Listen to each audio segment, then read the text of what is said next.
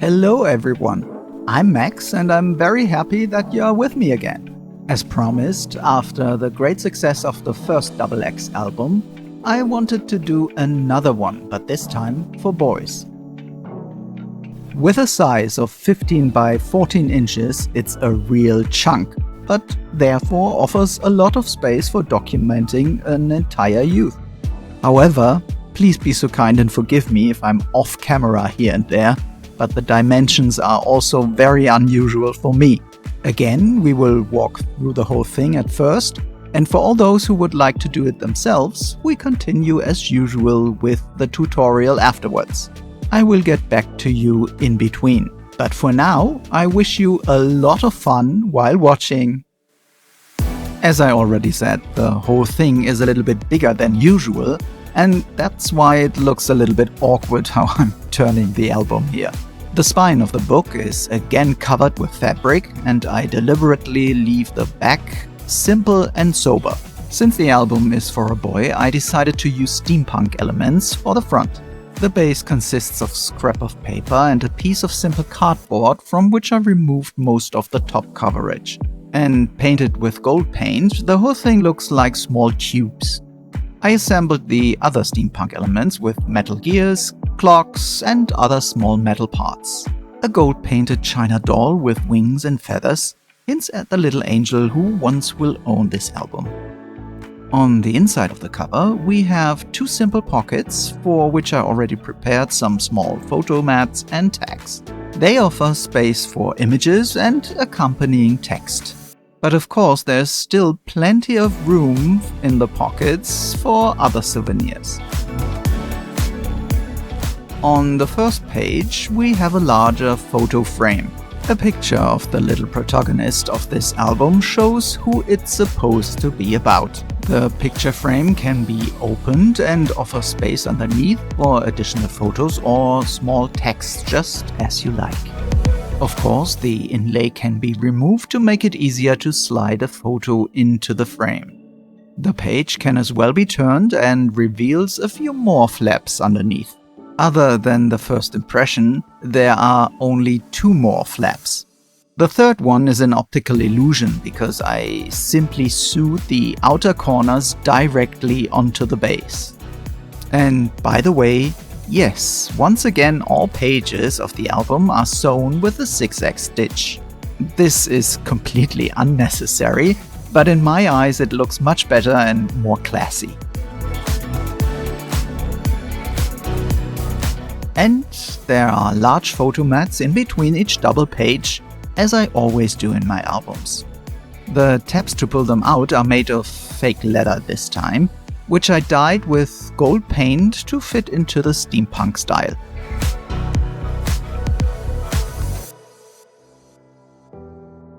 On the next page there are a few more elements. Here at the top, two flaps in the form of an envelope. And underneath again a picture frame, but this time a little bit smaller. All the flaps are held in place with magnets here. On the right side we have two larger flaps that swing up and down. And the entire combination can also be folded down to offer even more hidden space for photos underneath. And as we are talking of small hiding spots, the two halves of the page can of course also be opened up and offer space for larger photos.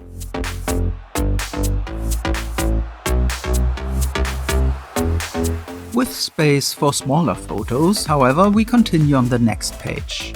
Here we see first of all 4 small pockets, each with a small photo mat in it. The 4 flaps with the pockets can also be opened and reveal larger space underneath. On the other side, under the flaps, there is again a steampunk element with gears and clocks, which serves as a pocket for the tag. And of course, here again, a large photo mat between the pages. The first thing we see on the next page is a large clock that keeps the 4 flaps underneath closed. You can slide it up and down to open the top or bottom flaps. The flaps themselves are laid in a zigzag so that they can be opened to the left and to the right. And as I said, it's the same with the 2 flaps below. In any case, plenty of space to place pictures and little treasures everywhere. On the next page, the first thing we see is a long tag. I attached a big clip to it that can hold other stuff. The tag is held in place by a belly band in the middle and some gears on the bottom. Otherwise, it's free to move. This time I made the closure with a Velcro dot. And so the flaps underneath can now also be opened and offer again plenty of space for memories, pictures, and of course, texts. And again, of course, the big photo mat in between.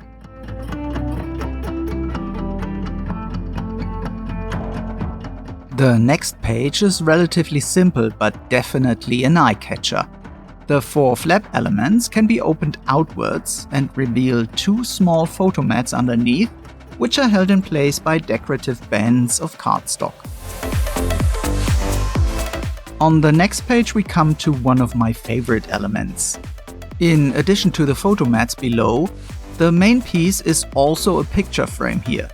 And again, the inlay can be taken out so that the picture can be pushed in more easily. The main element, however, is the push and pull mechanism, which I like to use again and again in my albums. And let's be honest, it shouldn't be missing in such a large album, because relatively large photos can be hidden here. And so, time to insert the photo mats again, and here again a small glance at the photo mat in between the pages.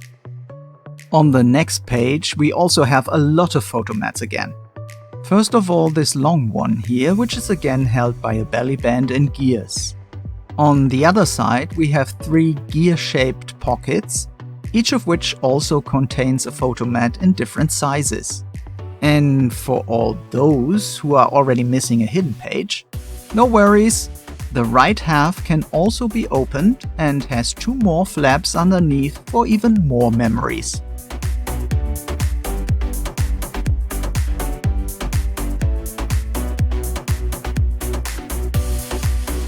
The next page looks quite simple again, but the 2 parts can be opened up several times and hide a lot of space underneath.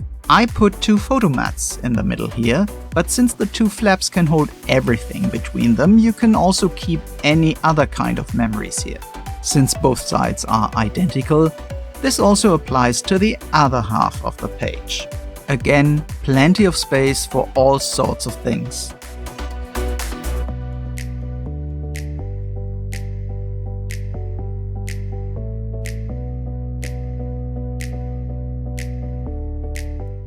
And of course, here too is a large photo mat between the 2 pages. On the following page, 3 photo mats are already fixed to the left side panel. On the right side there is free space at the top, and at the bottom there is a small double flap piece that can be opened to both sides. And here too the magnets hold the flaps in their position. And underneath you can see a whole photo gallery. And in the pocket on the right side we have another double photo mat for free use. This time I closed the 2 main flaps with a ribbon and a golden bell.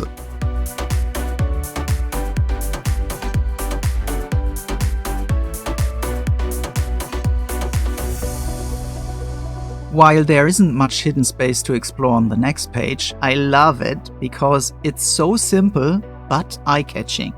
For all those who know a little bit about tailoring, here are 3 welt pockets, each with a large photo mat inside. And of course a large photo mat should not be missing here in the last double page either. And now we already come to the last page of this album. It consists of 3 photo mats lying on top of each other and held together with magnets again. I would have loved to do that with the last photo mat as well, but since everything is a little bit bigger here and therefore also heavier, it became too much for the magnets and I had to use a Velcro dot again. For the back cover, I wanted something that could hold anything else that didn't otherwise found a place in this album. That's why there are essentially 3 large pockets in which I've already put a few photo mats, but which can hold a lot more if necessary. And so even the last childhood memory should really find its place in this album.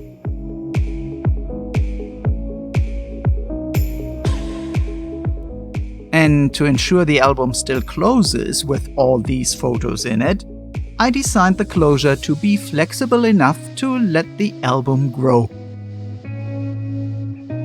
So, that's it with the finished album, and everyone who is not interested in how to make it, I have to say bye-bye now, and I hope to see you next time again. And for everyone else, here's the tutorial. By the way, you can easily jump back and forth with the directory below here in the description box. Simply click on the time index and you will be directly routed to the particular part. In the description box you will also find a list of most of the stuff I'm using today. And now, have fun and happy crafting! Let's start with the basics first. As always, I show you the measurements in inches, and you can also read the measurements in centimeters on my working mat.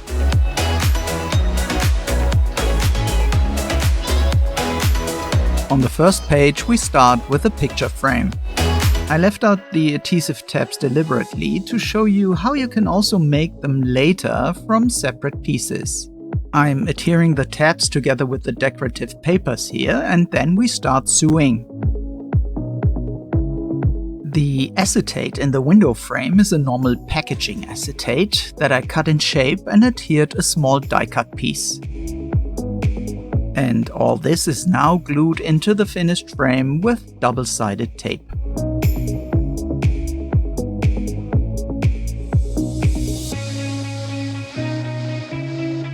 But before I'm closing the frame, I'm adhering a piece of ribbon here that will later serve as a closure. It just slides through a small slit that I cut directly into the fold.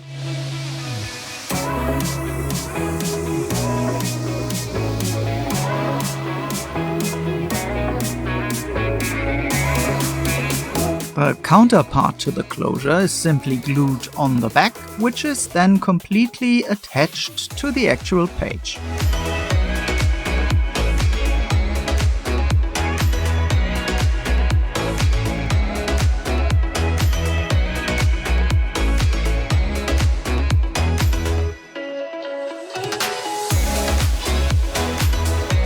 Since I don't like to draw lines on the design paper pages with a pencil, I simply mark the upper corner with a needle.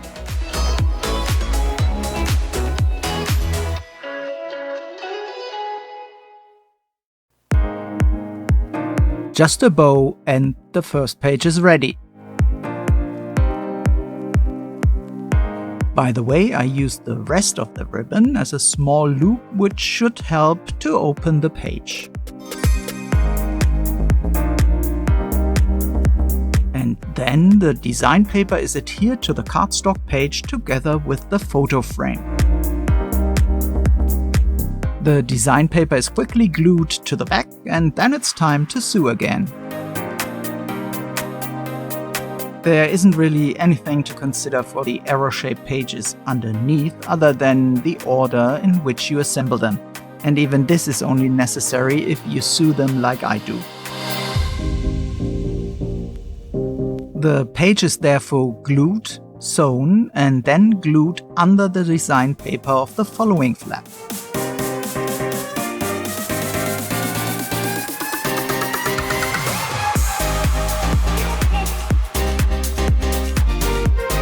And back to sewing.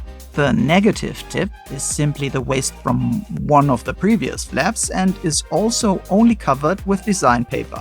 However, the seams are only done on the diagonal edges because the remaining edges are sewn together with the entire page.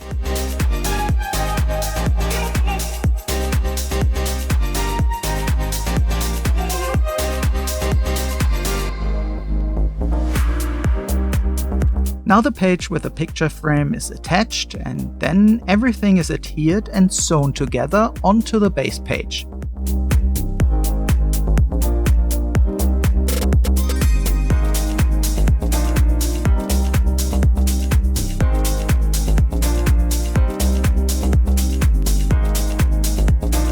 the next page we have a first piece that closes with a magnet. To do this, I first attach the magnet with simple roll adhesive and then secure it with adhesive tape. And afterwards it's covered with design paper. Now I place the counter magnet directly on top of it and make a small glue dot by using roll adhesive. To make the parts close perfectly, I simply measure them using the tab underneath, press everything together so that the magnet simply sticks to the other page with the glue dot. Afterwards it's secured with tape and covered with design paper. And then both parts are sewn again.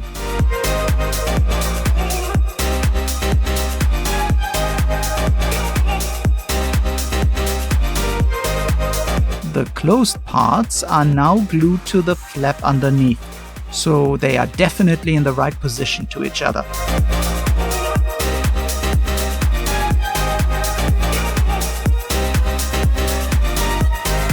A little hint for everyone who's also sewing. The two design papers are only sewn in the middle since the other edges are done together with the flip side of the page. And now we go all around the page.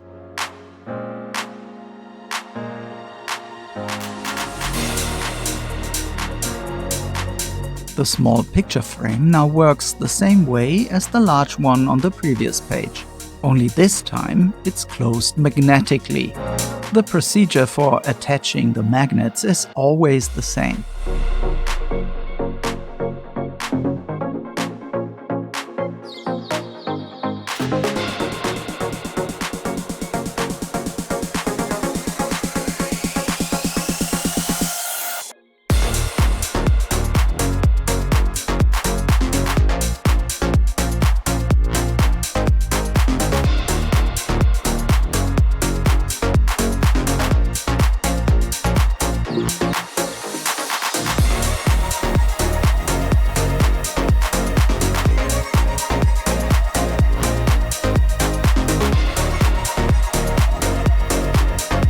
And here too the acetate is adhered with double-sided tape again.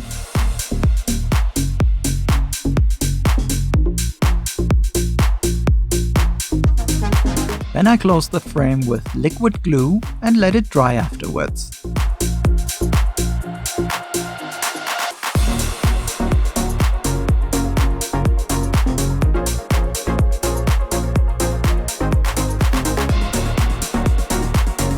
After everything is perfectly dry, it's simply glued onto the flap below.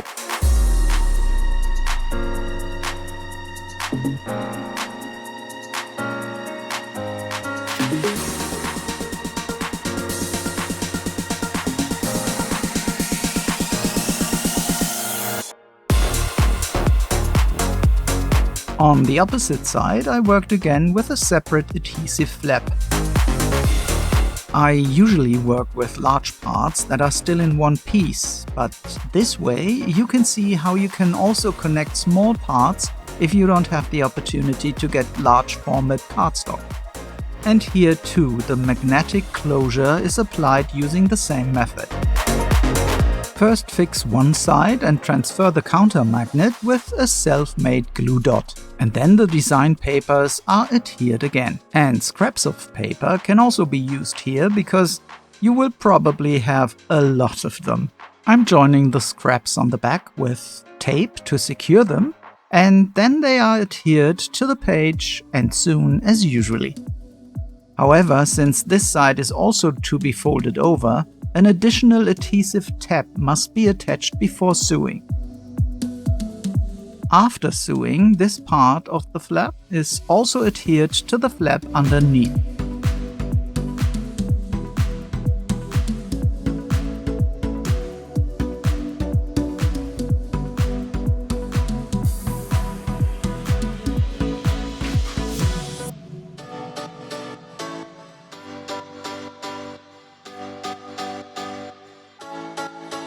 After setting the magnets, first sew across the adhesive flap. Then the rest of the design paper is glued on again, and then everything is sewn together. After sewing, the whole piece is connected to the design paper of the base page.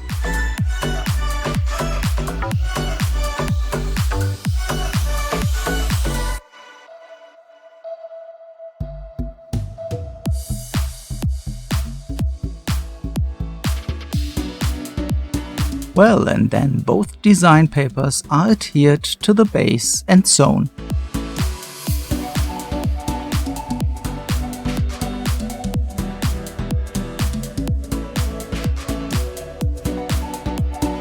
All 4 flaps with their pockets are made in the same way. The pocket is only covered with design paper, whereas the flap has design paper on front and back, includes the magnets, and is sewn again.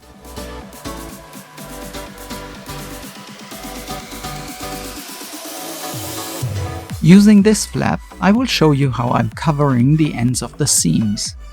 This is very easy because I just take a small punch, create a piece from the same paper, which is then simply glued onto the ends of the seams. To avoid the seams in the pockets to gradually get worn out by pulling the photo mats in and out again, I protect them with a piece of tape before I stick them onto the flap.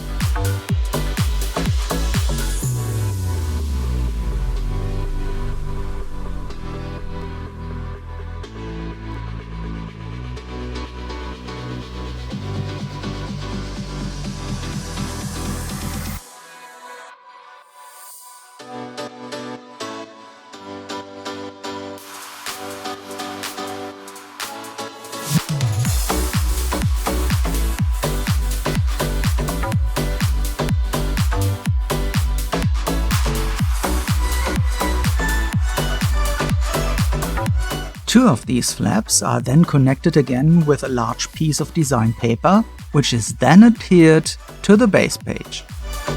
But before we do that, we should forget about the counter magnets for the individual tabs. Only after this is done, both sides are adhered and then sewn onto the base page.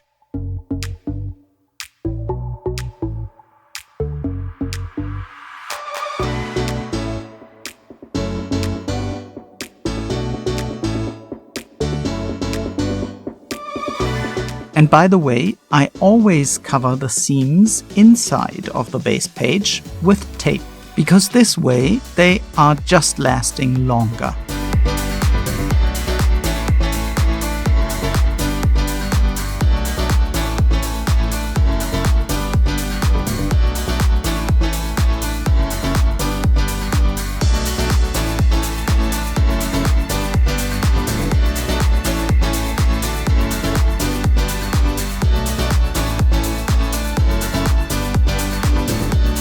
I'm just attaching a few more big clips and then let it dry.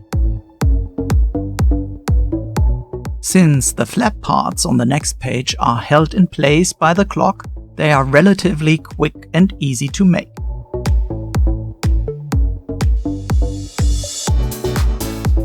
They are simply covered with design paper and then sewn all around.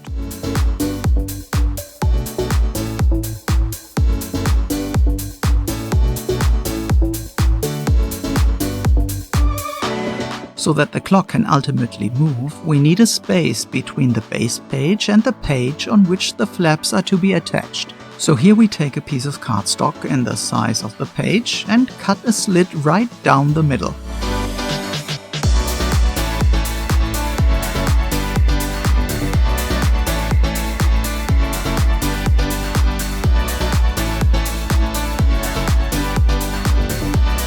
Once the slit is there, I'm first adhering the flaps. So I'm first adhering 2 flaps on a piece of design paper and then bring both of the design papers onto the piece with the slit.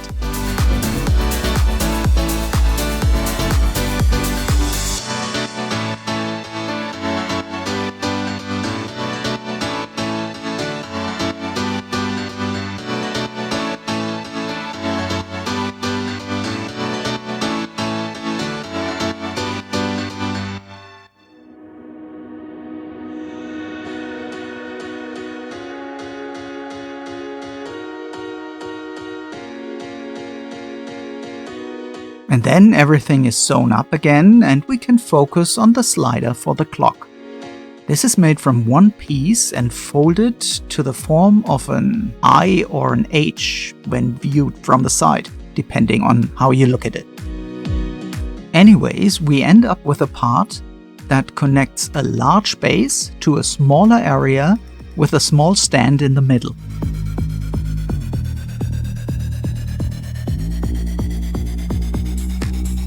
So that the whole thing slides better along the slit, I round off the corners of the base, and then the smaller area is glued onto the back of the clock. Before we continue, the ends of the seams are secured on the back again.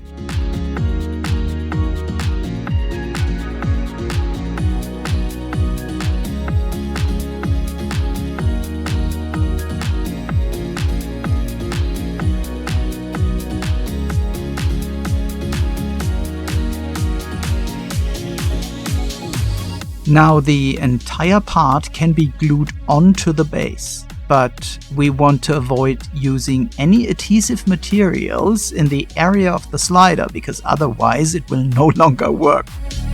And then everything comes onto the base page.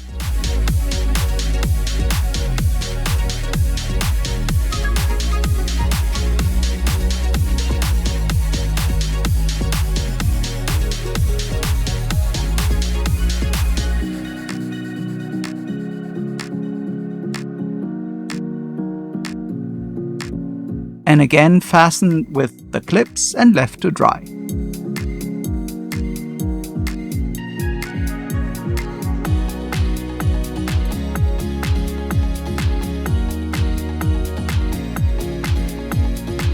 On the next page we have 3 flaps that are held together with a belly band. First of all flaps are covered with design paper on front and back. At the same time, the decorative edges of your choice are attached to the outer edges on both sides of all flaps.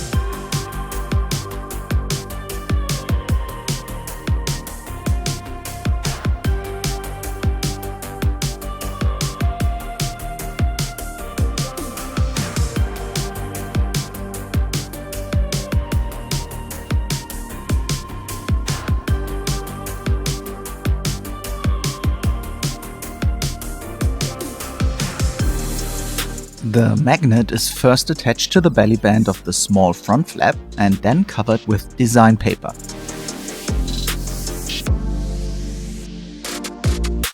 After securing the seams with adhesive tape, the belly band is inserted between the cardstock and the design paper in the center of the short flap, and afterwards everything is sewn again. Then the adhesive tab of the belly band is glued onto the adhesive tab of the flap, and both are pushed between cardstock and the design paper of the next flap. Then this flap is sewn again, and then also pushed between the cardstock and the design paper of the following flap.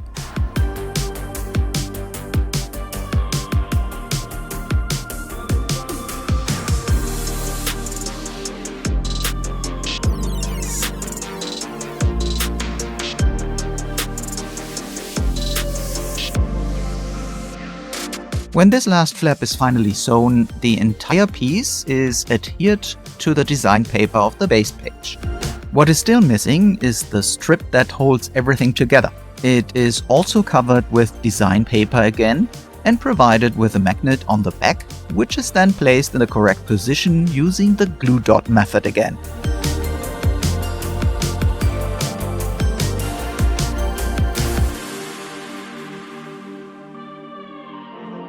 The strip is then also sewn and then placed in the correct position.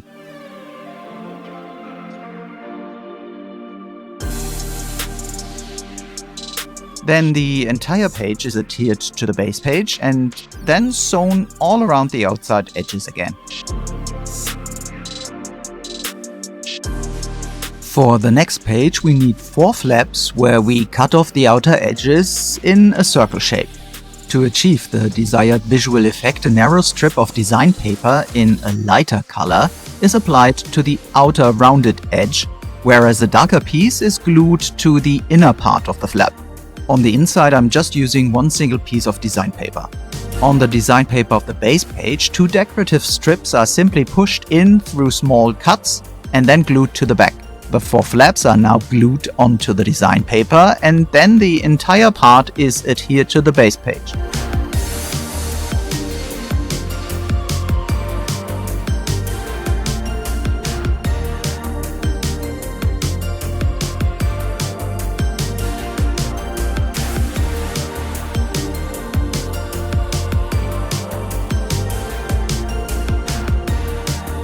And then everything is sewn again.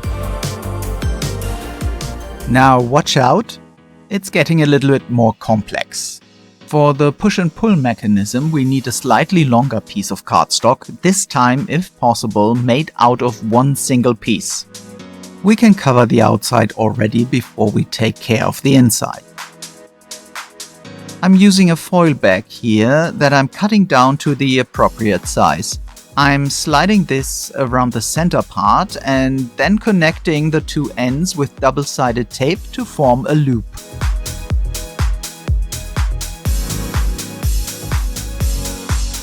I'm using 3 to 4 layers of cardstock here as spacers so that the loop can easily run around the inner part. The excess is simply cut off and the edges secured with tape.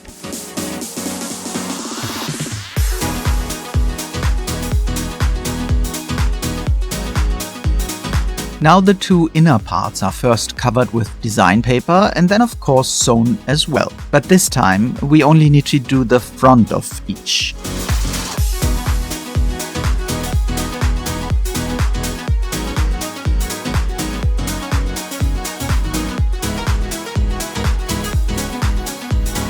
Then the longer piece is placed under the part with the foil and attached there with double-sided adhesive tape. Sorry, that's a bit fiddly here, but I didn't want to make a cut here so that you can see everything.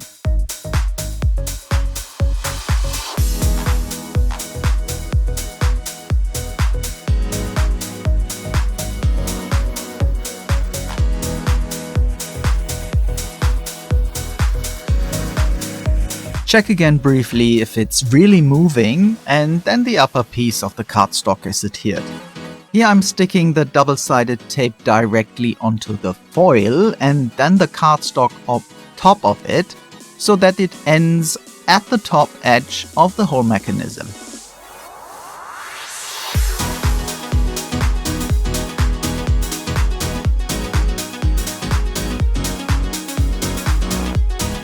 Well, that works quite well, and now the middle part is attached with 2 adhesive strips in such a way that it does not slip up or down on the open side.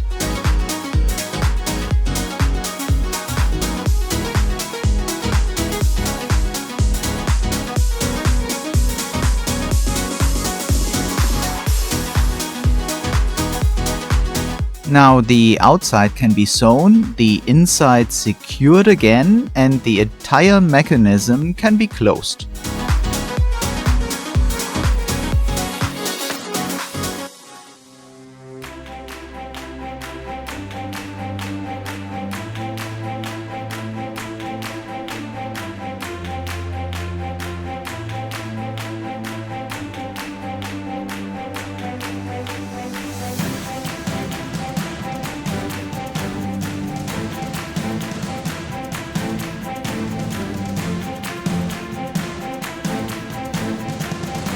There is also a picture frame here, but I guess you are meanwhile experienced enough to do this on your own. In order to have the decorative strips neatly connected in the corners, I'm first adhering them on top of each other and then cutting through both overlapping parts in the corners at the same time. By this, both parts fit perfectly against each other to build a nice corner.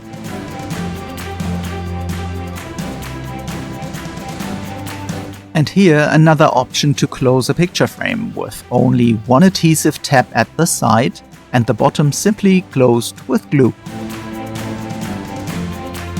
And the whole thing then comes directly onto the push and pull mechanism.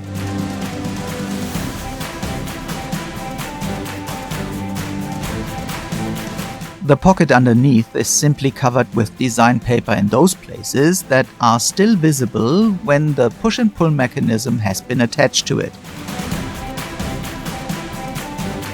And also the base page is only covered in those places that remain uncovered by the pocket. And of course, this is a great way to get rid of all those scraps of design paper. And then everything is put together.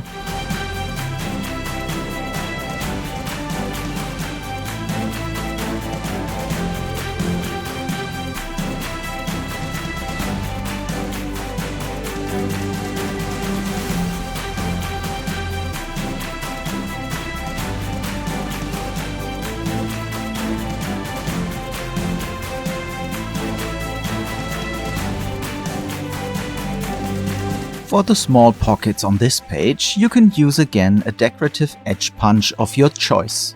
Just make sure that there is at least an inch of spare cardstock below the punched edge. I've already cut these slits into the design paper in order to be able to apply glue directly around them. Once the design paper is glued to the cardstock, I'm cutting the slits again. The decorative strips are then pushed in and glued in place.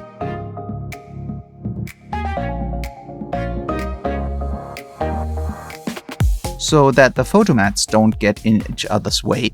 The slit in the middle now gets a small pocket on the flip side.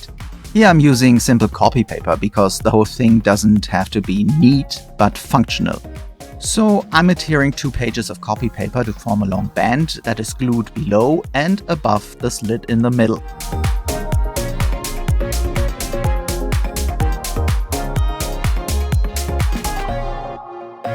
And with this, all photomats are separated from each other.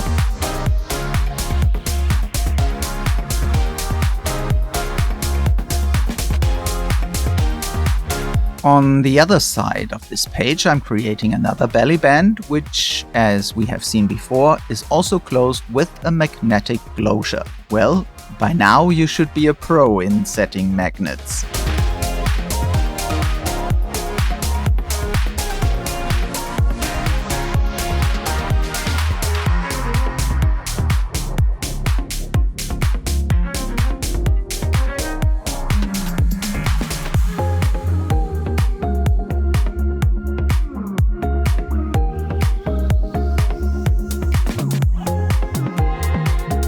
When all parts are sewn, the seams will be secured again.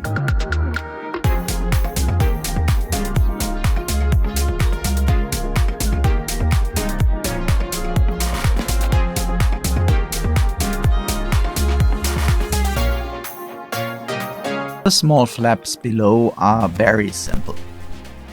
Design paper on both sides, sew around, and then assemble. Finally, both page parts are attached to the base page again and sewn around.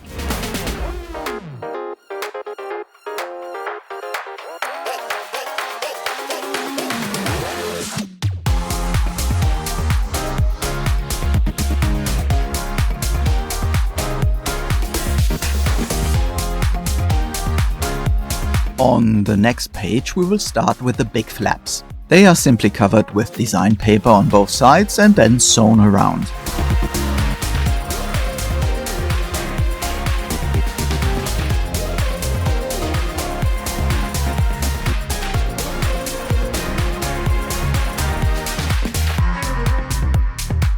The smaller flap part contains the magnet. And now I'm adhering the design paper to all the flaps without magnets, and then I'm putting the large and the smaller flap part together in the same way they are placed on the page later.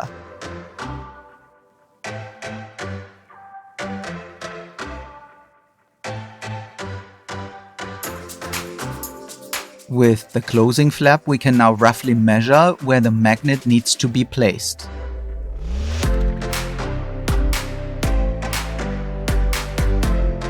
Once this is done, the design paper is glued over it again.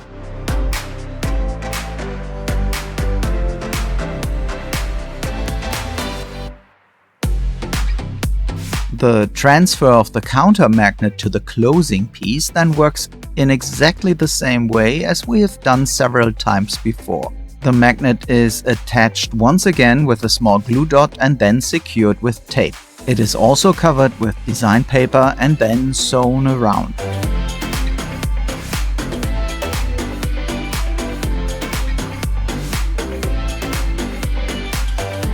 Both flap parts are then attached to the base page.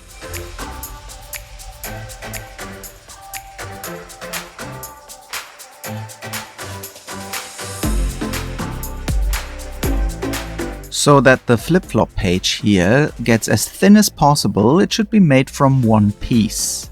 First of all parts are covered with design paper and then sewn around.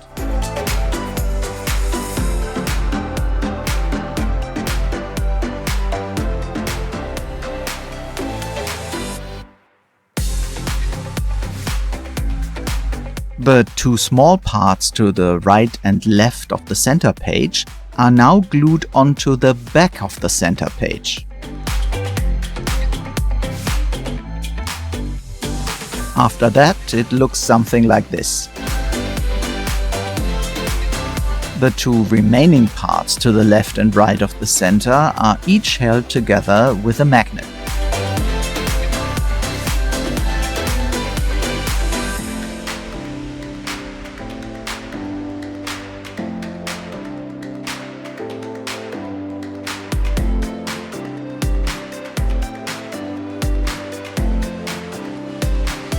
Once the magnets are all secured, this part is already finished and can be inserted into the design paper of the flap.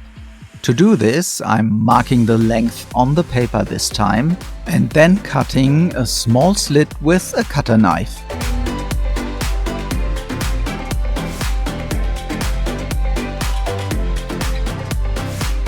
I'm now inserting the two remaining wings of the flip-flop piece into the slit and I'm folding them over on the back and gluing them in place.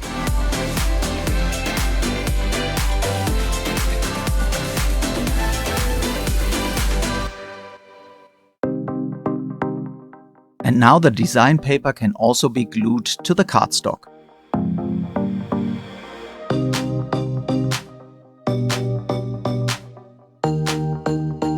On the back, the design paper doesn't have to cover the entire width because we are adding a narrow strip that is intended to serve as a small pocket.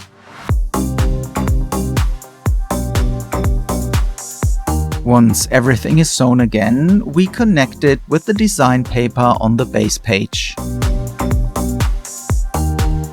Forgive me for skipping the left flap piece, but honestly, this is so easy to make, you won't need instructions on this.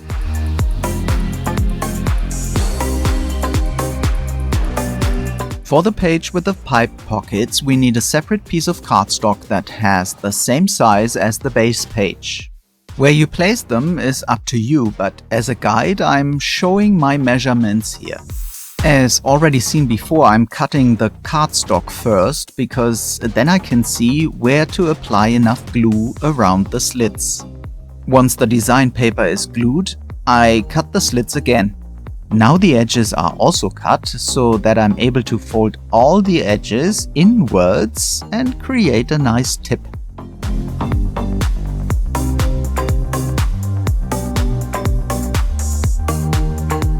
All folded parts are prepared with adhesive so that I only have to adhere the already folded pipes. The pocket opening is then sewn around and the strips are permanently attached.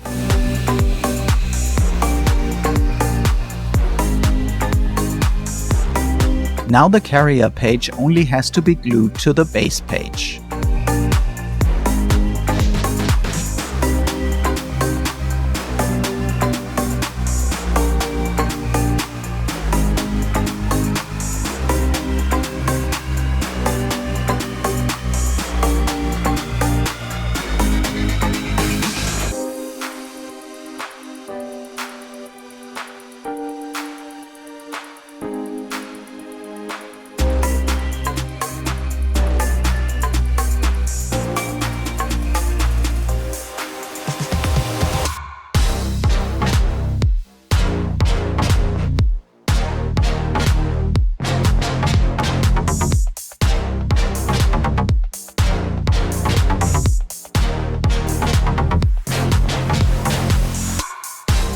The photo mats on the last page are relatively simple because you just have to stick the design paper on the front and back, and in between, the magnets have to be transferred from one photo mat to the other mat. Once all photo mats have been prepared, they are simply sewn.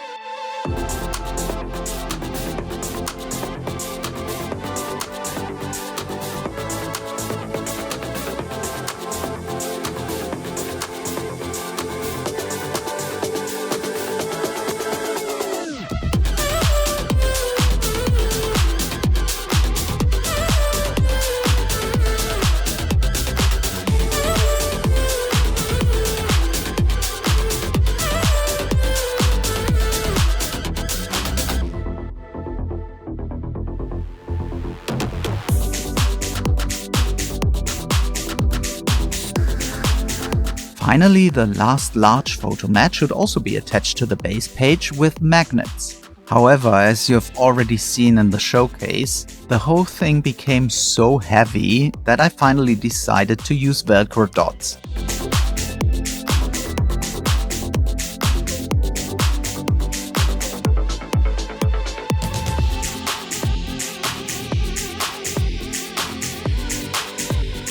The cover is made from 3 large pieces of heavy cardboard. As you may have seen already in earlier videos, I'm adhering these parts always with strong duct tape and then cover the outside with cardstock. I like to cover the spine of the album with pieces of fabric because the folded edges are very often breaking and tearing apart over time, and the fabric is flexible and covers these edges. I'm attaching the fabric to the edges with hot glue and over the entire spine of the book with liquid glue.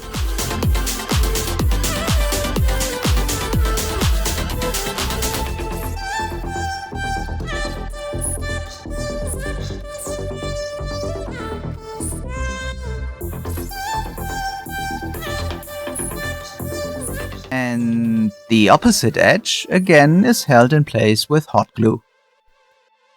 In order to also fold the fabric on the inside of the spine, I first have to cut out the padding so that the whole thing doesn't get too thick. Then the fabric is attached to the inner spine of the book with a combination of liquid glue and hot glue again.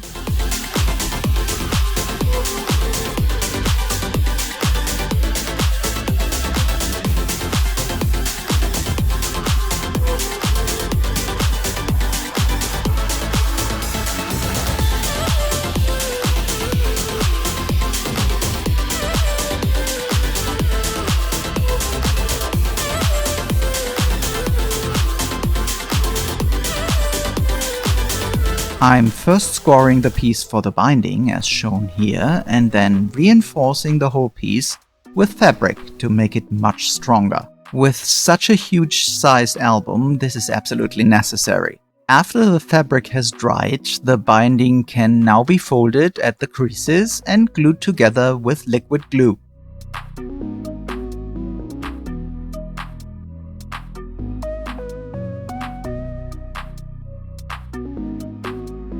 After everything is dry, the entire mechanism is glued onto the spine with a sufficient amount of liquid glue. The liquid glue makes the binding soft again, so it connects better to the spine and sits there happily ever after.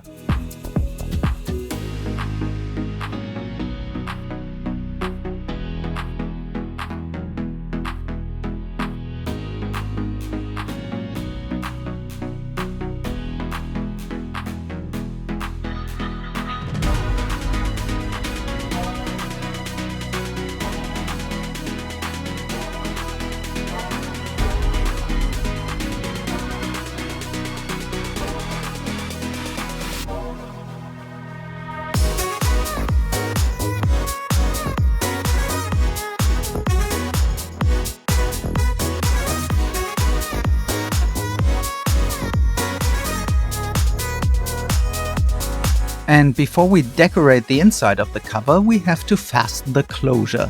For this, I created a band out of fabric that is now simply attached to the inside with liquid glue through a slit in the cover.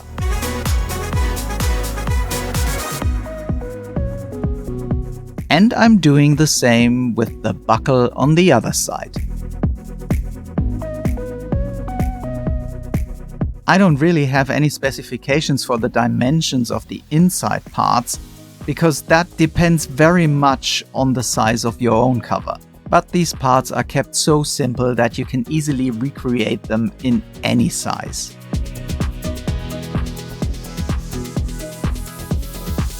Ultimately, the parts on the back simply form 3 different sized pockets.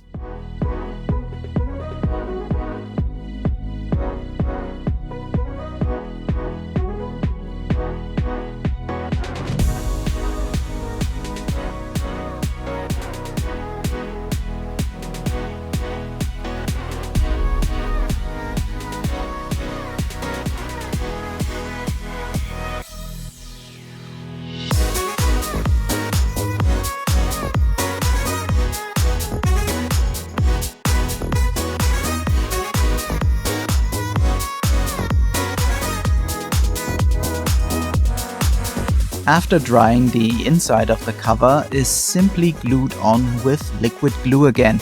You want to make sure that the edges are particularly well covered with glue in order to keep the edges together well and permanently.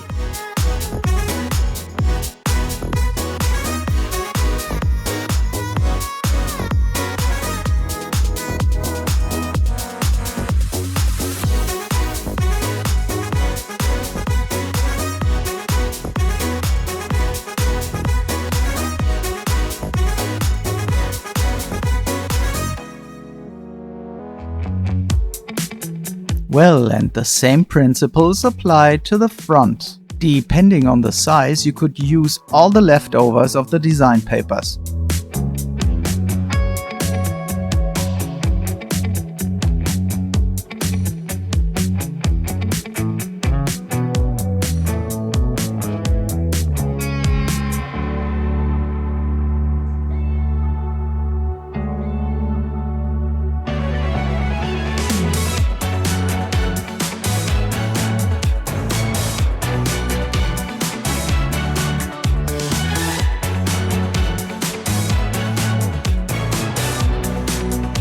Again, I'm using the big clips and allow everything to dry well.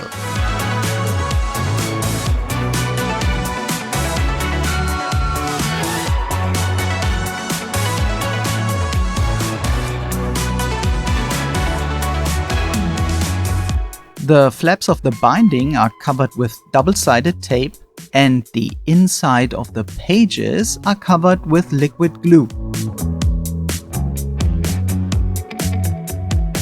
Thanks to the double-sided tape, the pages immediately stick to the binding, and thanks to the liquid glue, they will stick there forever.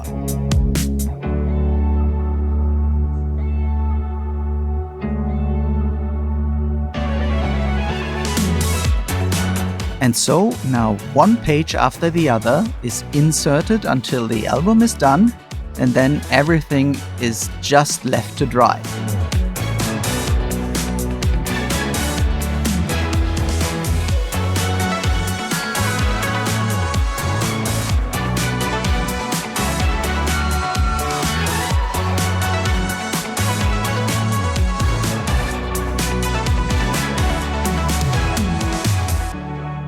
And finally, here are a few small close-ups of the cover.